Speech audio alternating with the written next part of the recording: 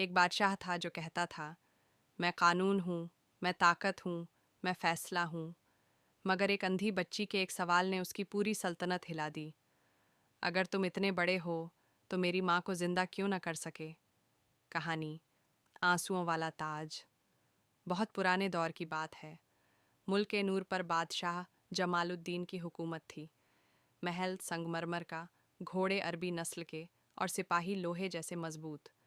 लोग दूर दूर से कहते, ऐसा बादशाह न देखा न सुना।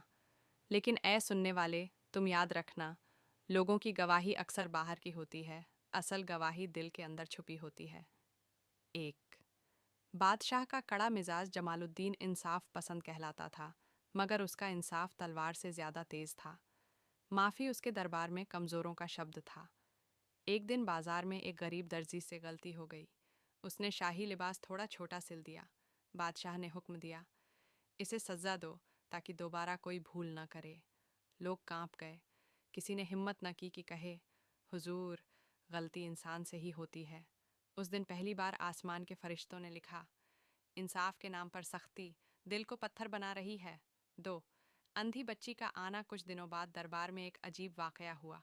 एक छोटी सी बच्ची, जिसकी आंखों में रोशनी नहीं थी, महल तक पहुंच गई। दरबान ने रोका, तू कौन है? वह बोली, मैं बादशाह से मिलने आई हूँ। बात जमालुद्दीन तक पहुंची। उसने मजाक में कहा, ले आओ, देखें ये क्या चाहती है।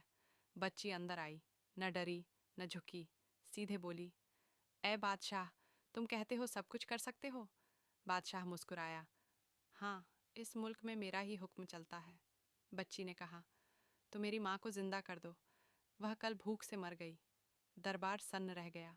तीन सवाल जो तीर बन गया। बादशाह के पास कोई जवाब न था। उसने पहली बार महसूस किया, ताकत सब कुछ नहीं होती। उस रात वह सो न सका। बच्ची की आवाज़ उसके कानों में गूंजती रही, मेरी माँ को जिंदा कर दो।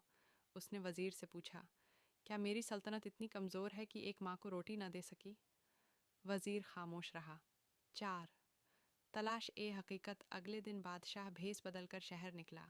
पहली बार उसने अपना मुल्क तख्त से नहीं ज़मीन से देखा। कहीं भूखे बच्चे, कहीं बीमार बूढ़े, कहीं कर्ज में डूबे घर। वह कांप उठा, यह वही मुल्क है जिस पर मैं राज करता हूँ। 5 मुलाकात। एक दरवेश से रास्ते में एक दरवेश मिला। बादशाह ने पूछा, सबसे बड़ा बादशाह कौन होता है? दरवेश बोला, जो अपने दिल पर हुकूमत करे। फिर कहा, ए मुसाफिर, याद रख, अल्लाह उस ताज को पसंद नहीं करता जिसके नीचे इंसान रोते हों। ये बात उसके सीने में उतर गई। 6 बदलाव की शुरुआत। जमालुद्दीन महल लौटा तो नया इंसान था। पहला हुक्म दिया, कोई भूखा न सोए, इंसाफ सजा से नहीं, रहम से शुरू हो, खजाना लोगों की अमानत है। वजीर हैरान रह गए। 7 बच्ची की दोबारा मुलाकात। उसने उस अंधी बच्ची को बुलवाया, कहा, मैं तेरी माँ तो वापस नहीं ला सकता, मगर आज से तू मेरी बेटी है। बच्ची रो पड़ी। बादशाह की आंखें भीग गईं। उस दिन लोगों ने पहली बार बादशाह को इंसान बनते देखा। 8 आखिरी इम्तिहान। कुछ साल बाद वह सख्त बीमार हुआ। हकीमों ने जवाब दे दिया। उसने वसीयत लिखवाई, मेरे ताज पर मेरे आंसू लिख देना, ताकि आने वाले बादशाह सीख लें, हुकूमत दिलों पर होती है, दीवारों पर नहीं। और अजाने फज्र के वक़्त उसकी रूह अपने रब के पास चली गई। कहानी का पैगाम है सुनने वाले, तुम याद रखना, ताकत सवालों का जवाब नहीं होती। भूखा इंसान सल्तनत की सबसे बड़ी हार है। जो आंसू पोंछ दे, वही असली बादशाह है। ताज सिर पर हो ना हो, दिल में रहम होना ज़रूरी है। ऐसी और वीडियो देखने के लिए हमारे चैनल को सब्सक्राइब करें।